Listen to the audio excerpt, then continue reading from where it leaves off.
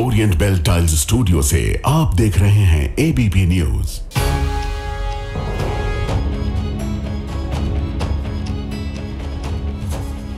नमस्कार, मैं हूं प्रतिमा मिश्रा। भारत की बात के दर्शकों को नवरात्रि की ढेर सारी शुभकामनाएं। दिन की हर बड़ी खबर के साथ आइए शुरू करते हैं भारत की बात। शुरुआत उन खबरों से जिन पर विस्तार से करेंगे चर्चा। नवरात्र के पहले दिन से आज देश भर में जीएसटी की नई दरें लागू हो गई हैं। क्या आपको आज सस्ता सामान मिला? क्या आपके पैसे बचे? इस पर आपको रियलिटी रिपोर्ट दिखाएंगे। जीएसटी रिफॉर्म को सरकार अपनी कामयाबी बता रही है। इस बदलाव से कैसे बीजेपी सरकार ने बिहार पर निशाना साधा है, इसका भी विश्लेषण आज आपके लिए हम करने वाले हैं। नवरात्रि के शुरू होते ही फिर से जनेऊ, गोमूत्र, हिंदू मुसलमान की चर्चा शुरू हो गई है। एमपी में पूर्व मंत्री ने हिंदू बेटियों के लिए वार्निंग तक जारी कर दी है। यह खबर भी आपको दिखाएंगे। और हर दिन की तरह रात 8:30 बजे आप मेरे साथ देखेंगे स्पेशल रिपोर्ट बागी बहना। तो आइए शुरुआत करते हैं। आज हमारी कवर स्टोरी के केंद्र में गुड्स एंड सर्विसेज टैक्स यानी जीएसटी है। जैसा कि आप जानते हैं कि आज से नवरात्र शुरू हो गए हैं और नवरात्र के पहले दिन से जीएसटी की नई दरें लागू हो गई हैं। इसे देश के टैक्स सिस्टम में एक बड़ा बदलाव माना जा रहा है। इसे जीएसटी 2.0 भी कहा जा रहा है। अब जीएसटी के दो मुख्य स्लैब हैं, पहला 5% का और दूसरा 18% का। सरकार का दावा है कि ज्यादातर चीजें इन दो स्लैब्स में ही आ गई हैं, जिसका लोगों को सीधे तौर पर फायदा मिलेगा। लेकिन सवाल यहाँ ये है कि क्या आज से जीएसटी रेट्स में हुए बदलाव का आपको कोई फायदा मिला? क्या लोगों को आज से सस्ता सामान मिला? सरकार की तरफ से बदलाव का जो दावा किया गया था, क्या वो बदलाव आपको दिखा? क्या दुकानदारों ने आपको जीएसटी कम करके सामान दिया?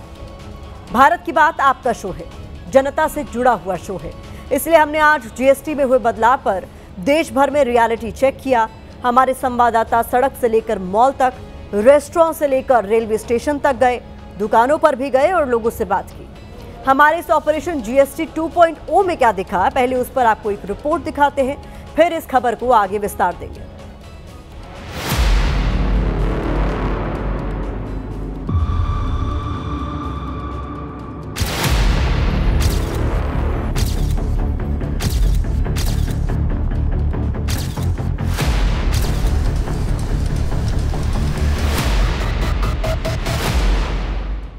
आज सूर्योदय के साथ ही मोदी सरकार का जीएसटी बचत उत्सव शुरू हो गया।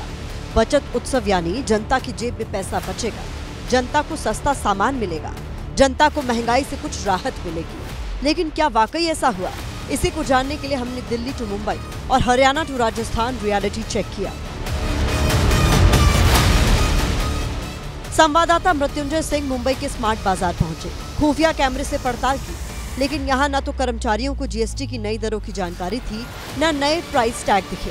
चमत्कार ये हुआ कि जीएसटी लागू होने से जो सामान पहले सस्ता था वो महंगा हो गया।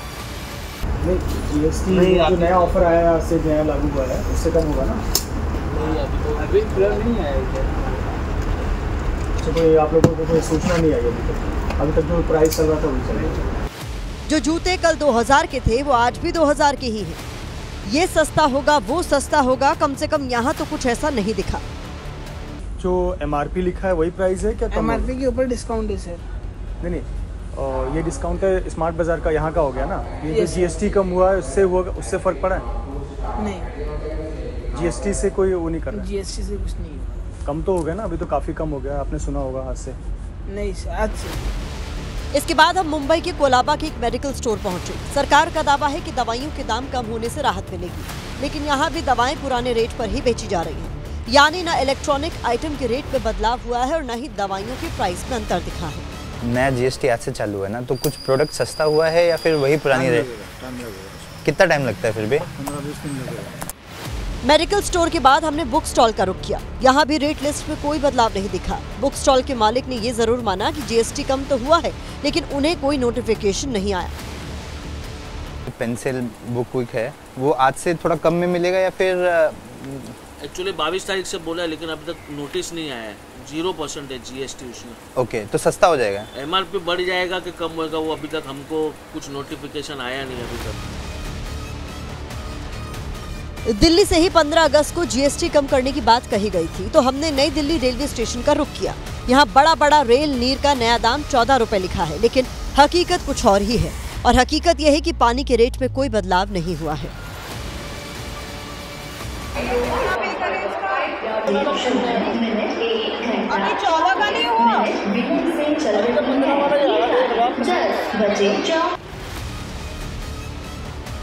कानपुर रेलवे स्टेशन में भी पुराने वाले रेट पर ही पानी बेचा जा रहा है। यहाँ रेल नीर अब भी लोगों की जेब को चीर रहा है। दुकानदार भी कह रहे हैं कि जब तक पुराना माल नहीं बिकेगा तब तक रेट कम नहीं कर पाएंगे। कोई अपना नुकसान थोड़ी सहेगा। 15 रुपये रेट चल रहा है। हमारे पास जो पुराना स्टॉक रखा हुआ है अभी वही रेट में हम लोग बेच रहे हैं।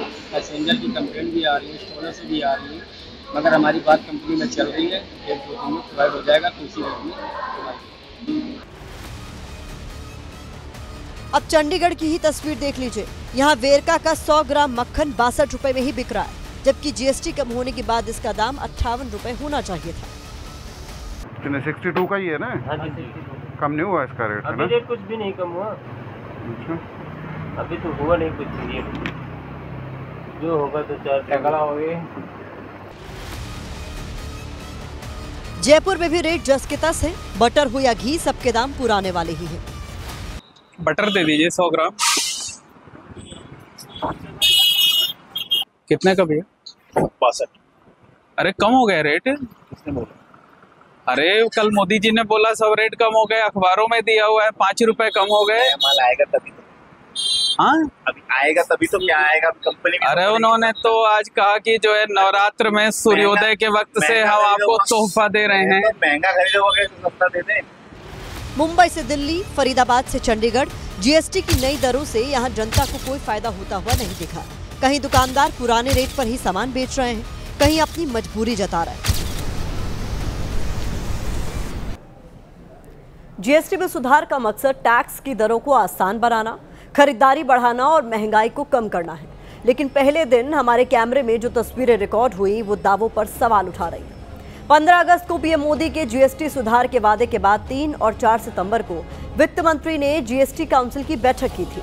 सरकार ने ये तो कहा है कि जीएसटी कम होने से रेट कम होंगे, लेकिन अब भी सामान के रेट को लेकर कंफ्यूजन है, खासकर उन सामानों को लेकर जो हम रोज इस्तेमाल करते हैं। सरकार ने क्या कहा था और अब दुकानदार क्या कह रहे हैं, उसका फर्क भी आपको जानना, आपके लिए समझना जरूरी है।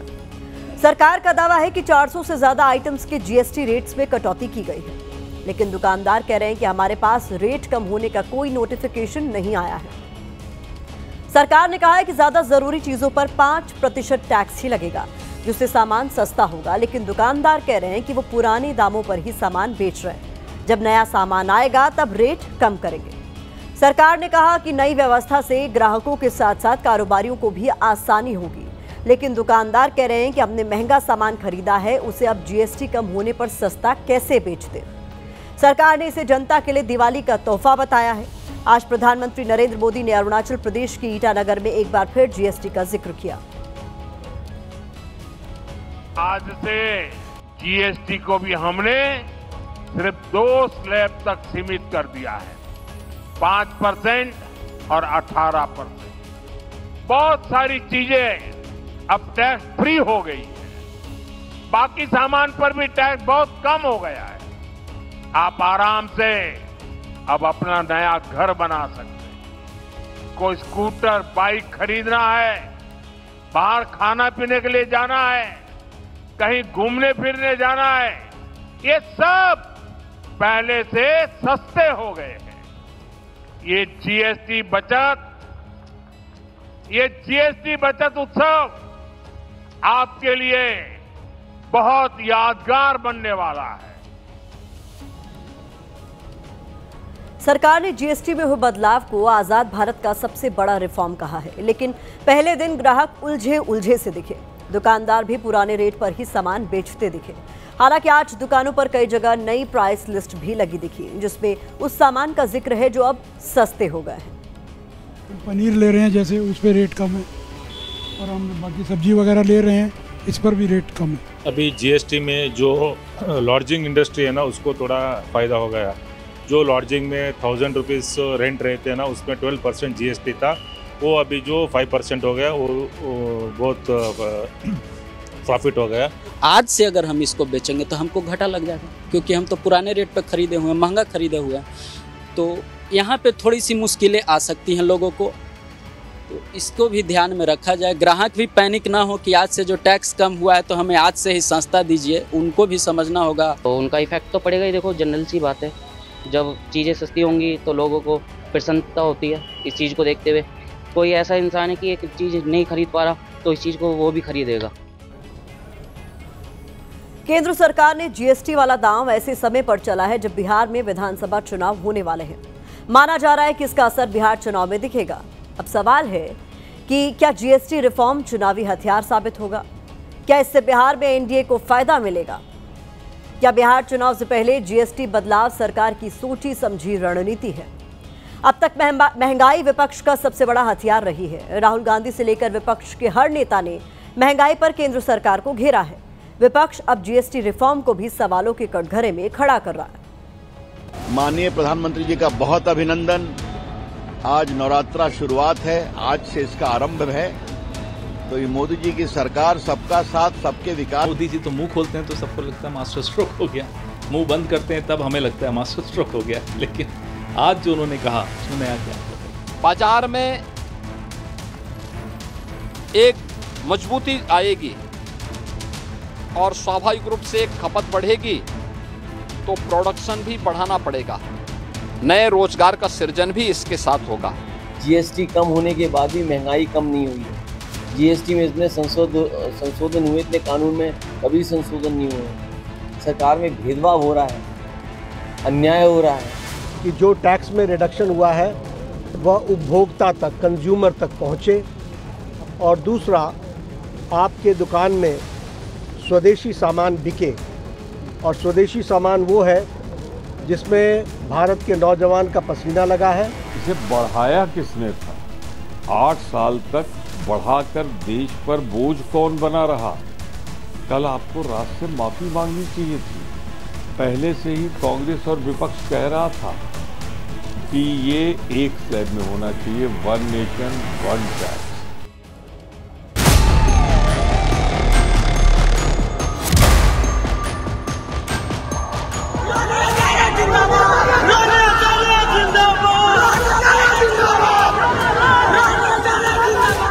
बिहार की प्रबुद्ध जनता तो हमेशा से योग्यता को मान देते आई है। रोहिणी आचार्य जिंदाबाद का नारा लगाकर एक तीर से 2 शिकार किया।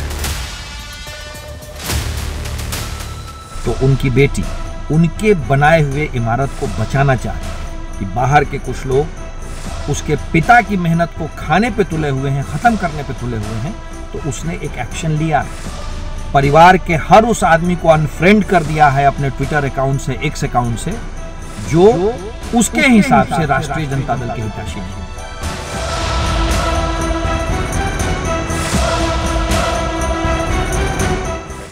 और हास्यास्पद ये है कि तेजस्वी यादव जी कहते हैं कि हम बिहार को संभालेंगे। बिहार की जनता कह रही है, और मेरा भी सुझाव है, पहले अपने परिवार भाई बहनों को संभालिए।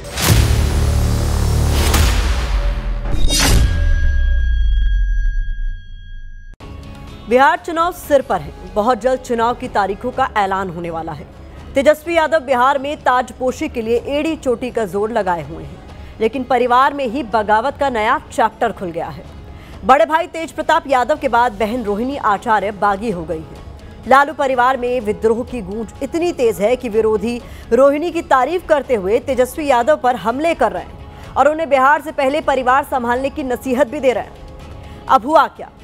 हुआ ये कि रोहिणी आचार्य इतनी नाराज हैं कि एक्स पर पार्टी और परिवार से जुड़े सभी अकाउंट को अनफॉलो कर चुकी हैं, यानी सारे सोशल कनेक्शन तोड़ दिए हैं।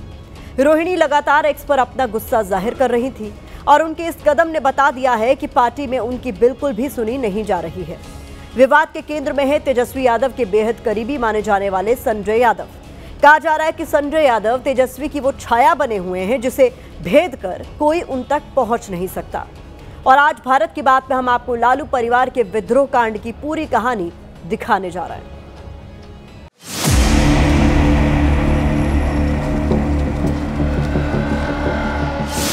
वोट से जीतेंगे, एक बार लिख लीजिए ना।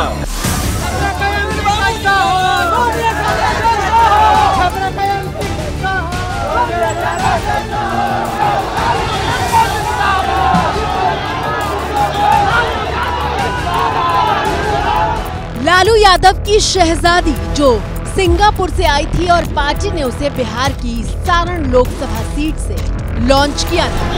अपने पिताजी को मैंने अपनी एक किडनी दी, लेकिन सारण की जनता और बिहार की जनता के लिए मेरा जान निछावर है। लालू की वो राज दुलारी जिसके राज तिलक का ऐलान पिछले साल ही पटना के गांधी मैदान में खुद पिता ने किया था। हमारी बेटी यहाँ रोहिणी आचार्य बैठी है,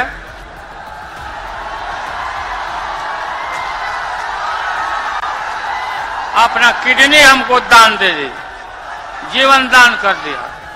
वो बेटी जिसने आरजेडी के मुखिया लालू प्रसाद यादव को अपनी किडनी देकर उनकी जान बचाई थी, अब वो परिवार और पार्टी से इतनी दूर हो गई है कि विरोधी लालू परिवार के खिलाफ और उनकी बेटी रोहिणी आचार्य के साथ खड़े दिखाई दे रहे हैं। गेंद लालू जी आपके पाले में है, आप उस परिवार के मुख्य न्यायाधीश हैं।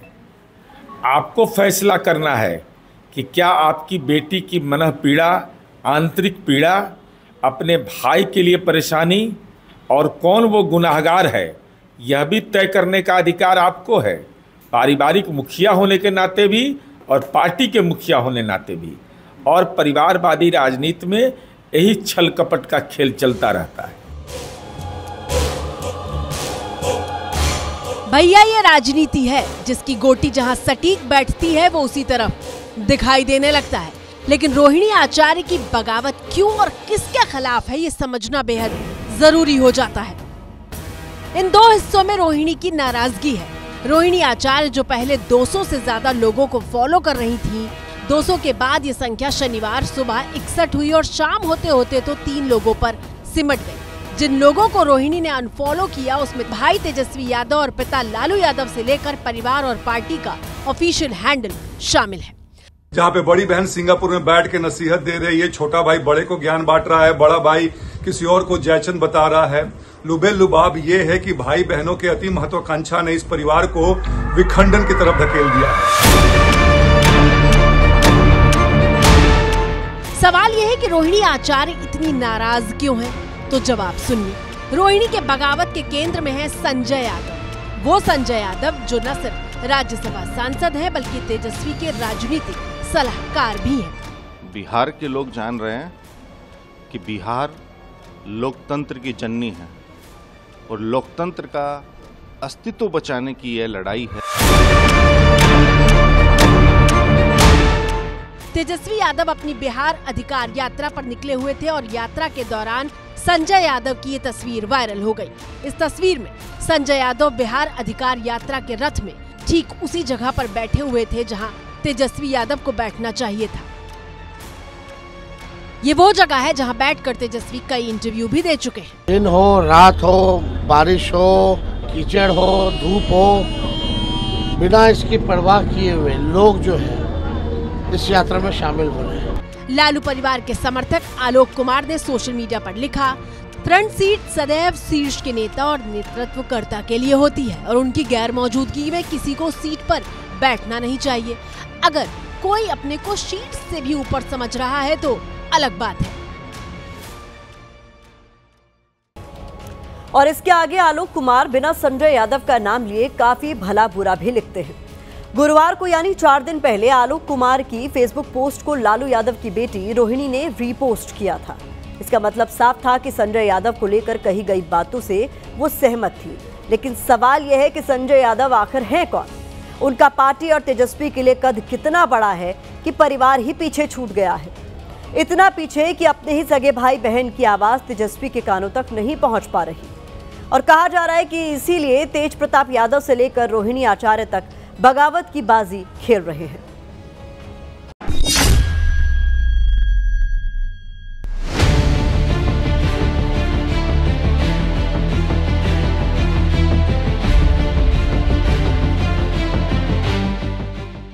लालू यादव के उत्तराधिकारी तेजस्वी यादव के साथ मौजूद ये हैं संजय यादव जो मौजूदा वक्त में उनकी परछाई बने हुए हैं।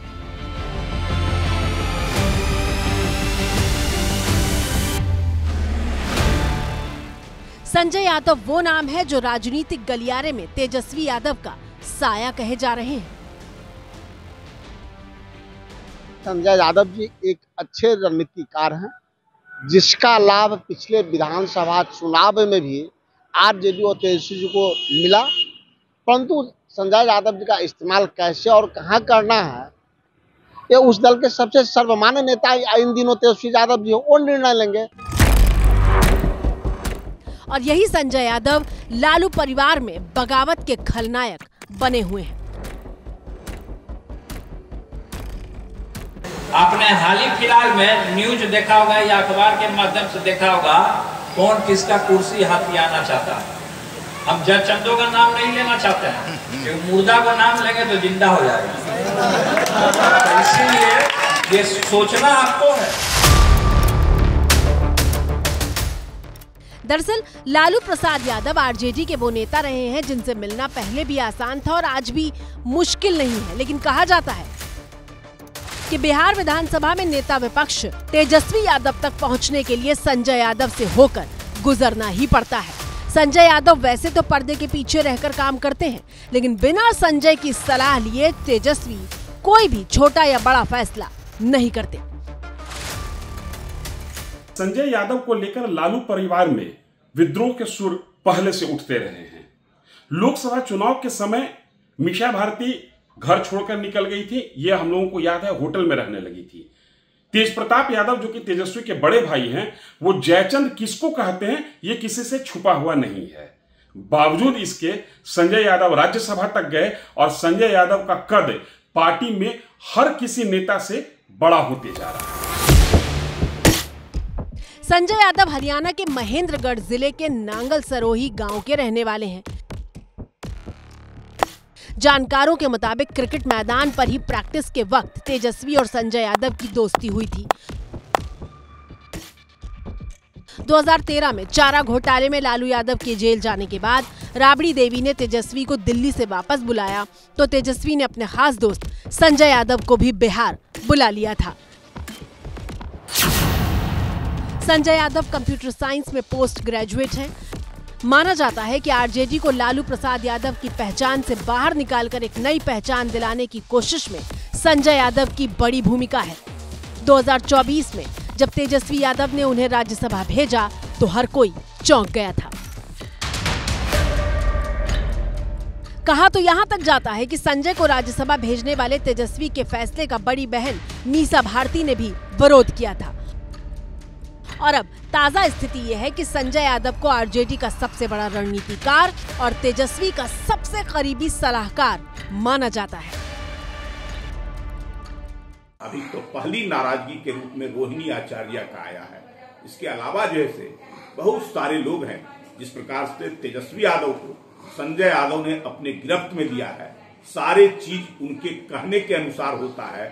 तेजस्वी यादव पर पूरा एकाधिकार संजय यादव ने जमा लिया है। अब किसी का सुनते नहीं है, केवल वो जो चाहते हैं वही होता है। इसके कारण परिवार पूरी तरह से जो है से आज तेजस्वी से लेकर करके और संजय यादव पर सबसे ज्यादा नाराजगी तो संजय यादव पर है और तेजस्वी पर जो है से नाराजगी है। यही वजह है कि बहन रोहिणी आचार्य ने परिवार और पार्टी से नाराजगी दिखाई तो सबसे पहले उनका समर्थन करने के लिए तेज प्रताप यादव आगे आ गए। बहुत बढ़िया है, हम उनके गोद में खेले और जिस तरह की बात वो कर रही हैं वो बिल्कुल सही बात कर रही हैं, अपने जगह पे वो बिल्कुल सही है। एक महिला होने के नाते, एक माँ होने के नाते, एक बहन होने के नाते जो वो सराहनीय काम उन्होंने किया है, शायद कोई बेटी या कोई माँ कर सकती है। और सदैव इनका चर्चा किया जाएगा जब तक इतिहास रहेगा, इतिहास के पन्नों में इनका नाम रहेगा सुनहरे अक्षर से, हमारी बहन का। लंबे समय तक राष्ट्रीय जनता दल में रहने वाले रामकृपाल यादव वो नाम है जो लालू यादव के हनुमान यानी संकट मोचक कहे जाते थे, लेकिन रामकृपाल भी अब कह रहे हैं कि पार्टी पर लालू का कोई नियंत्रण नहीं है। लालू जी की कितनी चल रही है मुझे नहीं मालूम, उनका स्वास्थ्य भी ठीक नहीं है, उम्र भी हो गया है, काफी बुजुर्ग हो गए हैं, कहीं न कहीं कुछ नियंत्रण से बाहर हुआ होगा और अब उनके नियंत्रण में नहीं रहा होगा। ये सब कुछ गड़बड़ी नजर आ रही है। उनके जो परिवार के अंदर का मसला अभी आपने बताया, तो ये सब कारणों से उथल पुथल जैसा लग रहा है मुझे बाहर से, मैं तो अंदर से जानता नहीं हूँ। लालू और राबड़ी देवी के 9 बच्चे हैं और उनमें से 4 मीसा भारती, रोहिणी आचार्य, तेज प्रताप और तेजस्वी राजनीति में सक्रिय हैं। तेजस्वी यादव लालू की विरासत के राजनीतिक उत्तराधिकारी हैं। तेज प्रताप परिवार से बेदखल किए जा चुके हैं और रोहिणी के समर्थन में हैं, जबकि रोहिणी के मुद्दे पर तेजस्वी और मीसा भारती चुप हैं। वहीं लालू और राबड़ी देवी का भी कोई बयान सामने नहीं आया है। दिलचस्प बात यह है कि 17 अगस्त से 1 सितंबर तक जब राहुल और तेजस्वी बिहार में वोटर अधिकार यात्रा पर निकले थे तो रोहिणी सारण में तेजस्वी के साथ दिखाई दी थी, लेकिन तेजस्वी पिछले हफ्ते 16 सितंबर को जब बिहार अधिकार यात्रा पर निकले तो रोहिणी को साथ नहीं रखा। इसी के बाद हर बीतते दिन के साथ परिवार की आपसी कड़वाहट सार्वजनिक होती चली गई।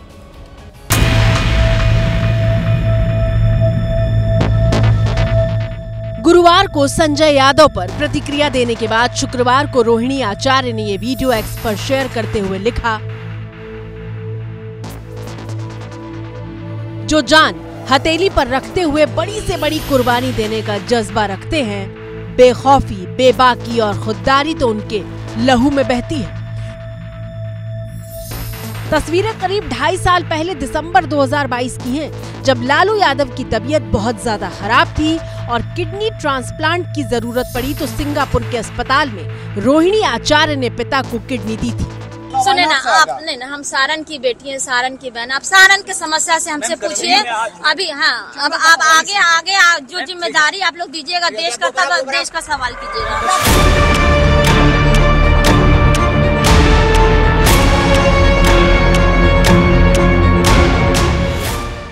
तो क्या किडनी डोनेट वाली तस्वीरों को शेयर करके रोहिणी आचार्य ये कहना चाहती हैं कि जब पिता बीमार थे तो उनकी 9 संतानों में सिर्फ वो अकेली थी जो आई थी, बावजूद इसके उनको पार्टी में सम्मान और अधिकार नहीं मिल रहा है। कुल मिलाकर लड़ाई लालू के राजनीतिक विरासत पर कब्जा पाने की है और इसी विरासत के दावेदार तेजस्वी यादव ही हैं, इसी विरासत के दावेदार तेज प्रताप यादव ही हैं और इसी विरासत के दावेदार रोहिणी आचार्य और मीसा भारती भी। राजनीति के जानकार कहते हैं कि 1 अनार और 100 बीमार वाले हालात हो गए हैं, यानी लालू की विरासत के दावेदार तो 4 हैं लेकिन कुर्सी सिर्फ 1।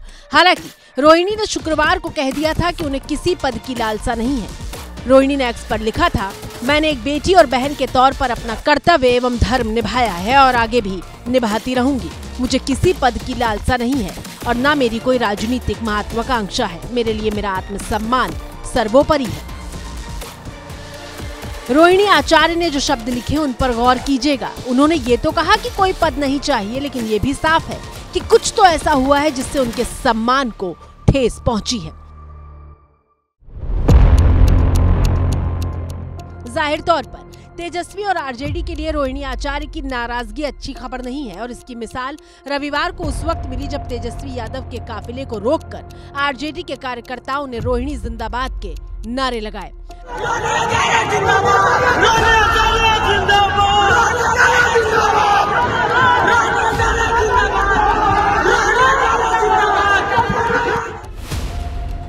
रोहिणी पिछले साल सारण लोकसभा चुनाव हार जरूर गई थी, लेकिन जिस तरीके से आक्रामक तेवर के साथ वो सक्रिय रही हैं, उसने उन्हें मजबूत और बेबाक आवाज के तौर पर पार्टी में स्थापित कर दिया था।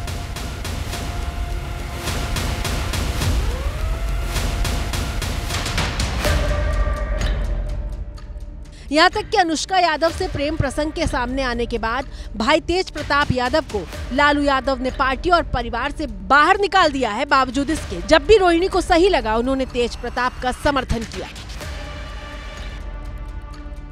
जनता का सरकार आता है, किसी व्यक्ति या विशेष का सरकार नहीं होता।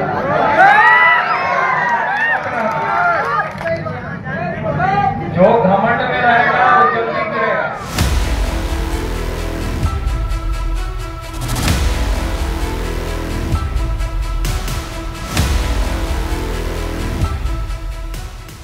मिसाल के तौर पर ये तस्वीरें देखिए जो सितंबर महीने की हैं, जब तेज प्रताप यादव भाई तेजस्वी यादव के विधानसभा क्षेत्र राघोपुर पहुंचे थे और बाढ़ पीड़ितों को राहत सामग्री देते हुए तेजस्वी पर सीधा हमला किया था।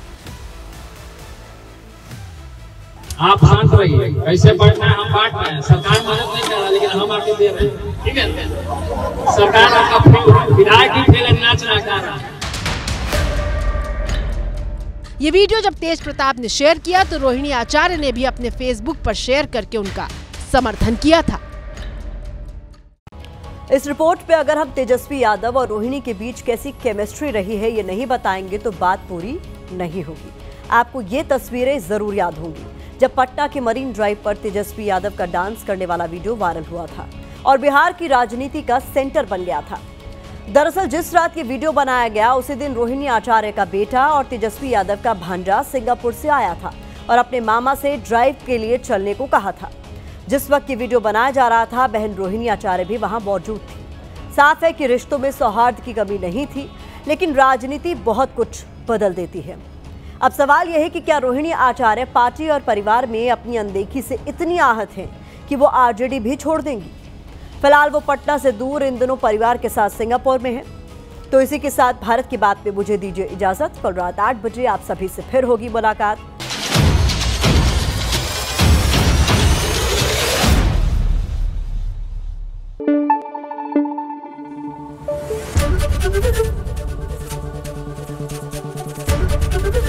एबीपी न्यूज आपको रखे आगे।